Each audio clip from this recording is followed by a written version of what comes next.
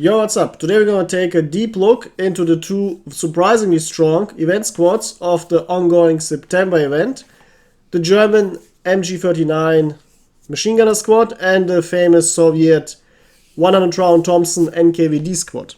It took weeks for all of us to unlock them, but now we finally have both available, meaning we can compare them and look at their respective strengths, because both squads have some things in common, but also feature some completely unique skill sets.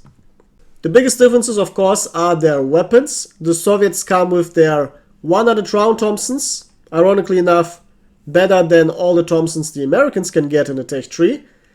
And the Germans come with their MG42 prototype, the MG39, which, ironically enough, also is better than the Tech tree MG42, though it makes sense that prototypes are better than the mass-produced weapons, because prototypes are built to test and show what's possible, and then they get some of their features removed to make them more mass-producible.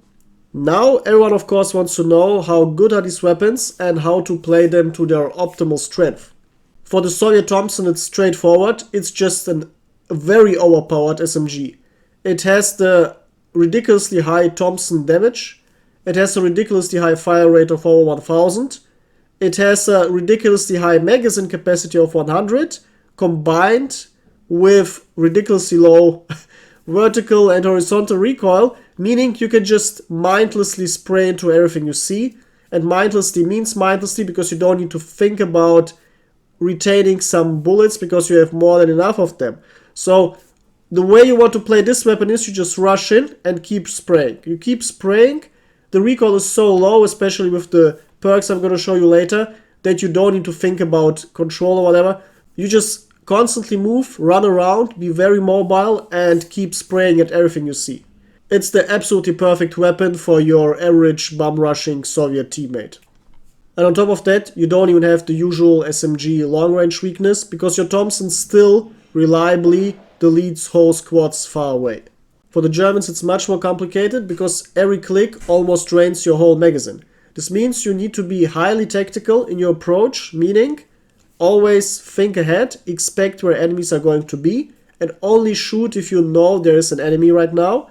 And then you profit from the power of this weapon, because there's no way enemies can defeat you in a direct confrontation, because A, you have the high machine gun damage, and B, you have an absurdly high fire rate, so there's no way for enemies to land a shot before you land a shot. Doesn't matter if it's 1 versus 1 or 1 versus 9.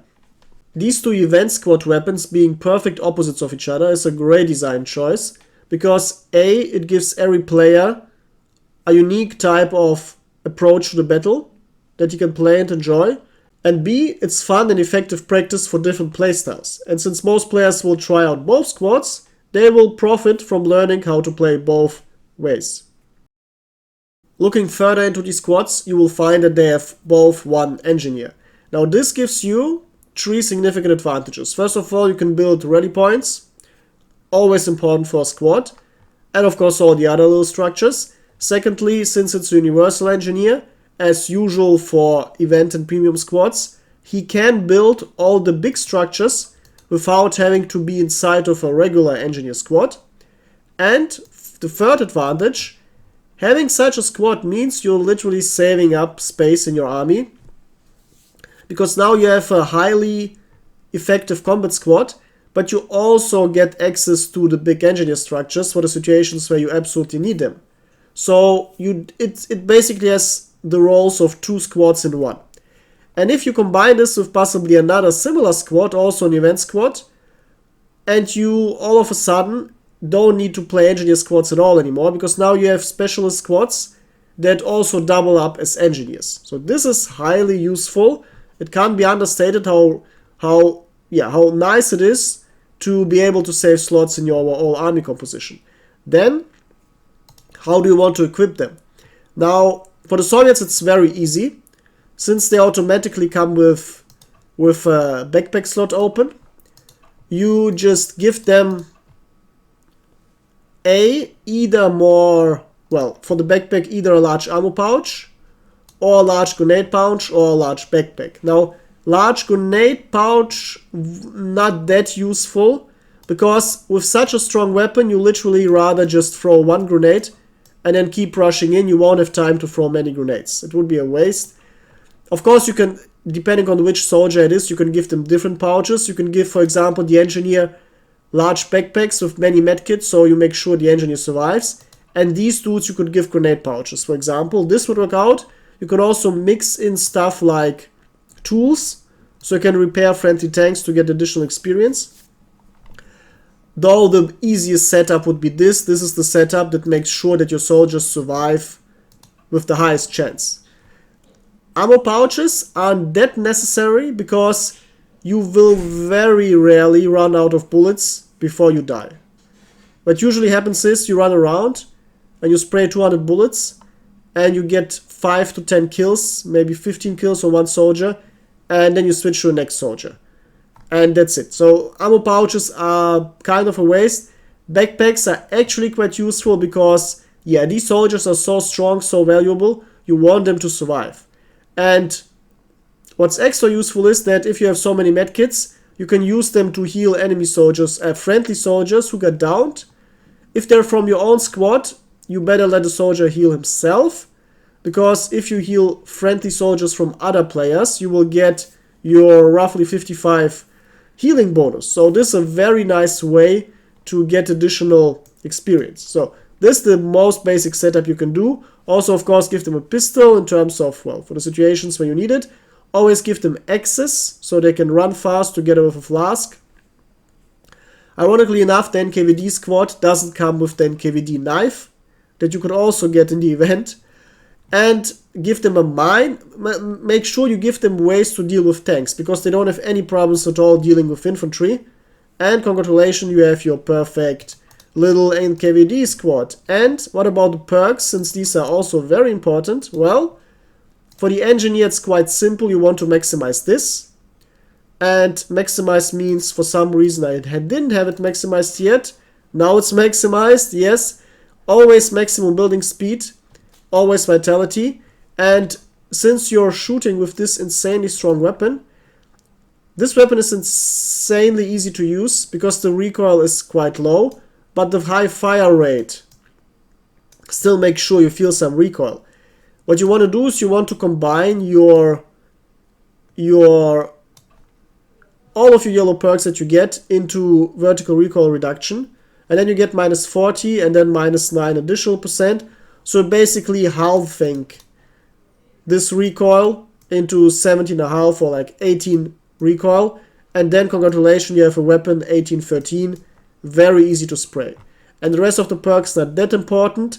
I just use them as filler perks, and this is the only one that's possibly useful to have. One of them, it's quite good to have one point in here. And for the green perks, it doesn't matter. For engineers, usually it's good to have them additional walking speed, because you oftentimes will be building and then move around to escape bullets, so this is quite useful. For the pure assaulters, though, it's a bit different, because here you can go completely into fighting, and this means maximum vitality, of course, and then a bit of breath holding, because 100 bullet means you will spray constantly.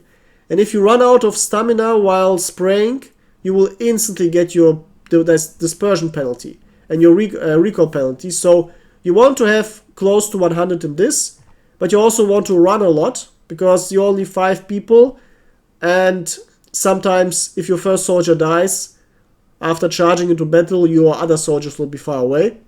So you want to have additional stamina. Also, this perk improves this perk, because you're literally draining stamina while holding breath. So if you have a lot here, you also want more in here. Then of course the same distribution here with the maximum recoil reduction. And you can go into maximum fighting power for the green perks.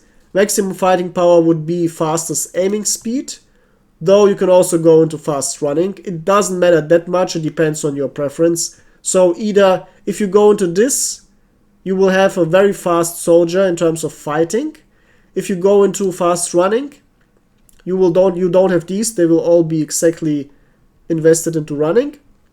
Also good, you have a highly mobile soldier. Or instead of buying the fast walking speed, you can buy the fast healing speed. which is also useful because then you get to use all of these things. Theoretically, you can also go into a maximum tank build where you have more healing life points after healing and faster healing. And then you have basically zombie soldiers who wake up most of the time after they get downed instantly and instantly start shooting back. This is also quite cool. It literally depends on what you want. The good thing about this distribution 17, 22, 18 is that you can customize them however you want. As I showed you, many ways to build them. This is very rare. Most of the time, if you get event squads, they get some very strange, dysfunctional perk distributions that basically force you into specific builds. But these are very nicely designed. These give you all the flexibility you might wish for in a squad like this. For the German squad, it's once again complicated because the great advantage of the squad, this weapon, also comes with the biggest downside of only 50 bullets. For those wondering why 50, because very likely there will be premium squads coming in the future with 100. And if these would have 100, no one would buy the ones with 100 in the future. So yeah, these are on purpose nerfed. So this is obvious. Very sadly though. Yeah, this weapon forces you to turn everything around it to make it really strong. But if you do it, if you succeed in it, this squad becomes extremely strong, extremely effective. Now the biggest difference is that this squad's engineer has a heavy machine gun nest in addition to the normal ones. Thanks to the fact that this is a machine gun squad and all machine gunner squads have access to an HMG. This, together with the very nature of the MG39, means this squad is optimally played as a defense squad. Of course, you still can attack, though machine guns in general have a problem on the attack since you're very slow. And being slow in the attack means you can barely flank, and you can barely quickly change your direction, and you're very easy to kill. So being flexible, being mobile is important for attackers. This weapon though, in the squad in general, is a perfect defense squad. As long as you know where your enemies are coming from, as long as you can predict them, which is even easier since you can build lots of barbed wire and sandbags and tank blockers with your engineer, influencing where your enemies will be coming from, you will get the upper hand if you're waiting for your enemies, ambushing them, and then just completely spray them away. Also, your bots are much more effective on defense than on offense, because on offense, enemies can pop up everywhere, you don't know where, and then your bots have to react to that. But on defense, enemies will appear usually in same areas, and then your bots don't have to constantly turn around. They will much more reliably, much faster react to the one area where the enemies are attacking from. So no matter how you take it, this squad is extremely good on defense, still good on offense, but on defense is where the squad completely overperforms. Now regarding the equipment, the biggest change I recommend, a bit painful but extremely effective, is to switch from backpack to dual wield, to a secondary weapon slot. Why is it so? Very simple. You get one disadvantage, and it's that your engineer, who can't dual wield, loses his backpack slot, and yeah, then he's automatically weaker, but it's okay, since you don't necessarily want to fight with your engineer anyway. What you want this for is for the actual machine gunners, because this machine gun will constantly run out of bullets. It's not that much of a problem in fights, because running out of 50 MG39 bullets means many enemies are dead. And you already profited. Now, what usually happens then is that the battle gets less intense. You have some time, because you either know where the enemies are, you got into a bit of cover, and then you can switch to another weapon. And since you already dealt with the biggest problems, you can switch to a slower weapon, but with more bullets. And since you're forced to play BR4 anyway, because the MG39 is BR4, keep in mind the Soviet Thompson is obviously BR5. This is already the strongest Thompson in the game. Stronger than the other BR5 Thompson, so this has to be BR5. The German weapon is BR4 because, yeah, the German BR5 weapons overall are a bit stronger. But this is fine because you can theoretically just play a pure BR4 army and then sometimes avoid BR5 matches by getting downranked. And this obviously means playing BR4 weapons is for free in the squad. And the best BR4 machine gun that you get is the MG34 with Patron Trommel and 75 rounds. For those wondering, how do you get 75 rounds out of 2 trommels? Well, they actually usually contain 50 bullets, but the game just gives you a half-filled one. So yeah, this should be actually 100. Same thing as how this should also be 100 if you give it a second one, but okay. Yeah, so the trick with the second weapon is you just deal with the most dangerous threats with your high-performing, undefeatable weapon in a direct duel, and then when the battle is less dangerous, you switch to the less dangerous weapon, but more reliable weapon because you have many more bullets. And at that moment, you can just kill everyone, and there won't be much of a challenge, and congratulations, you successfully defeat 1 or 2 complete enemy squads. Why is it better than having a ammo pouch? Because this weapon obviously would need a large ammo pouch. Absolutely. You would then have 150 reserve bullets instead of 50. First of all, it doesn't matter much, because you still, here's the joke, the Soviets give you, without any ammo pouch, as many bullets as the Germans would give you with a large ammo pouch. So this is already a bit stupid. Secondly, the reload speed is damn stupid. 4.1. 4.1. And no, even if you waste perks on faster reload, it doesn't help you. Especially since you can't afford perks on reload, since you need all of them into rear vertical recoil. So you absolutely can't rely on reloading with this weapon during a fight, because you will get shot in 4 seconds. Reloading a weapon that's slow to reload during a fight is the absolutely worst way to play a game like this, because you will die. Now, what you do instead is you just switch to a secondary weapon, which is instantly, basically, and congratulations, you don't die.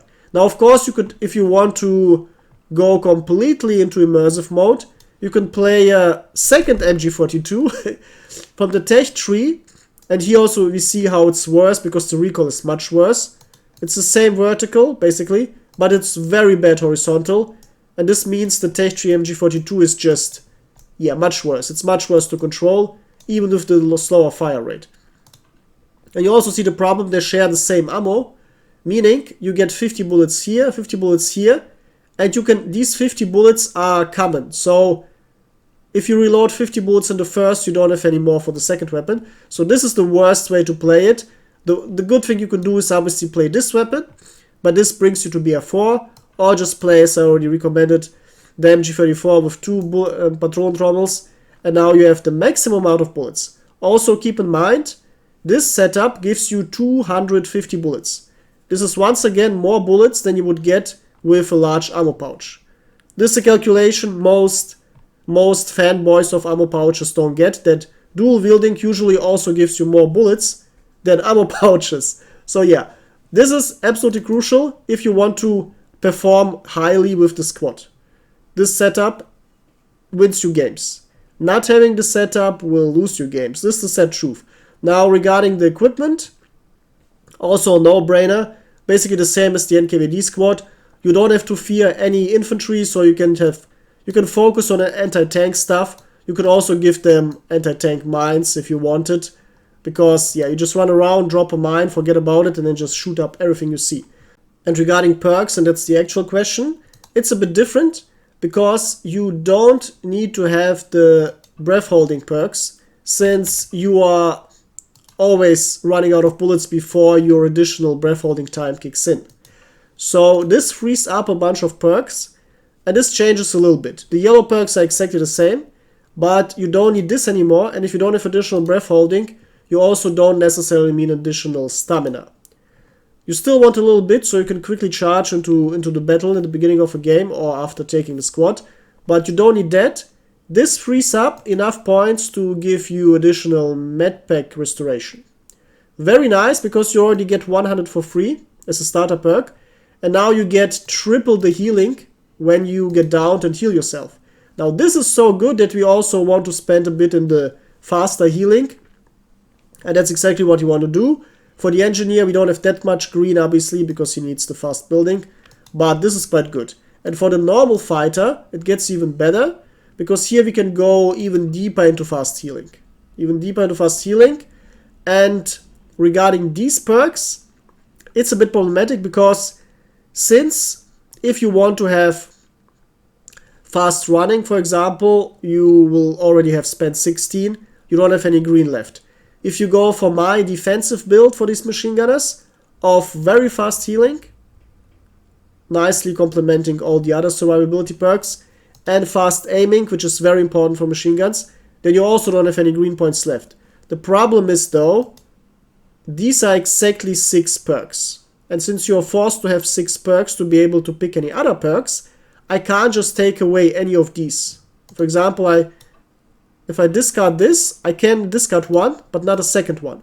So I cannot possibly buy additional stamina, which is sad, but that's how it is. So you have to have 2 red filler perks, and this perk sucks. I explained in the video, it's complicated, but it sucks sadly. It was ruined the way it was coded. This perk is way too expensive, and this perk is not needed. But we need to spend 2 yellow, so 2 red, so I'd rather have the faster regeneration, and then just 1 breath holding because we can't put it anywhere else. Alright, this is the setup for the optimal, defensive, but still extremely dangerous German event machine gunner. I strongly recommend this. This weapon is just pure fun. Pure fun. As you can see in all of my footage in the beginning, I always dual wielded them, and most of the time I kill enemies with this. And if there's still someone alive, I switch to the second weapon. And if there's no one alive, I just take the time and reload. Keep in mind, the reload is extremely long. It's always better to just switch to another weapon. And only reload if the battle is actually over. But if the battle isn't over, well, your second weapon is gonna save your booty. Alright? Let me know what you think and how you're enjoying these squads and how your experiences are so far. After unlocking them yesterday, I played them and had a lot of fun. And I noticed the following thing. Despite the Soviet weapon being much better than the German one, the squad itself is a bit weaker. It's a very strong squad nevertheless, but the German one is a bit stronger. Reason for that is that the Soviet squad is like is basically a smaller, overall weaker assaulter squad. Because you have the same setup as a normal assaulter squad minus 2 specialists. The German machine gunner squad though, despite also having 2 soldiers less, still has almost the same firepower, because you have, instead of 3 machine gunners and a bunch of randoms, you have 5 machine gunners. Yes, or 4 machine gunners and 1 engineer with a machine gun, which is also much better than a normal engineer. So the overall firepower is higher. The Soviets are stronger on offense, as already explained, much more mobile, but on attack, many squads are good. 7-man assaulter squads are also very good. 9-man rifleman grenade launcher squads are also good. But on defense, a machine gunner squad highly profits from the firepower of machine guns. And yeah, running into 1 squad to 5 machine guns is similarly painful as running into a normal 7-man squad with only 3 machine guns. So it's actually overall recommendable to really use this squad, because it just gives you the strongest blockade wall that you can have against most enemies. I've seen that many new players are doing the mistake of running into BF5 matches playing this NKVD squad, because since 1 week around you see constantly, or definitely since a couple of days, you see constantly players using this NKVD squad, and then like 1 minute later you see T-70s and Mosin guns in the kill feed. Yes, so yeah, for those who don't know it, who are new to the game, if you play even 1 BF5 item in your army, your whole army becomes BF5. And this means if you only have 1 BF5 squad, after the squad dies, you are suddenly facing BF5 enemy King Tigers with your BR1 tank. So keep that in mind if you're playing. I recommend to get more BR5 stuff then in the shop or in the battle pass and the gold orders section, or since gold order vehicles require high level squads too, it's just better to get gold order weapons because these don't require anything. You can give them to anyone, and I already bought some of the high power Soviet stuff. Soviets have infinite overpowered stuff. And if you're playing Germans, it's similar. You also get access to some ridiculously good weapons, so make sure you improve your army before going into BR5 battles, otherwise it can be quite painful. Alright, now you're perfectly prepared for all battles with your 2 squads in your army. And if you learned something, make sure you like, and if you're new, make sure you subscribe and share this with your nerd friends, so we will have more epic battles playing against each other. Until soon, goodbye.